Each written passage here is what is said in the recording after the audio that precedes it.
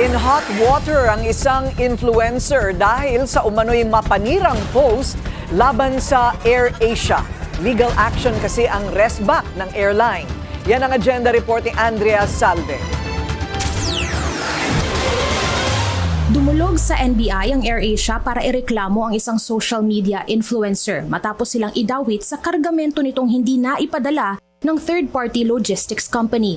Batay kasi sa post ng influencer na ngayon burado na, bayad na ang kargamentong mula Manila na ililipad sana papuntang Palawan para sa isang event. Meron daw siyang form na nagpapatunay na natanggap ng AirAsia ang packages pero hindi ito dumating sa expected na oras. Dahil wala raw ang items, hindi na siya binayaran ng kanyang kliyente.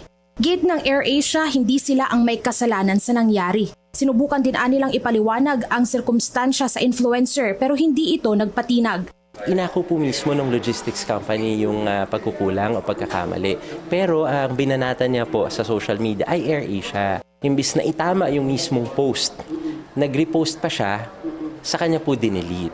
Napakarami pong nagalit sa amin. Marami pong nagsabi na hindi na kami sasakay or hindi na kami lilipad ng AirAsia. Dahil syempre followers sila nitong influencer na ito. Dahil sa negative feedback mula sa mga nakabasa at nag-share ng post, minabuti na ng AirAsia na paimbestigahan ito sa NBI para masampahan ng kaukulang reklamo. Kung cloud chasing man po ito o kung anumang irresponsible act, dapat din po talaga maitama.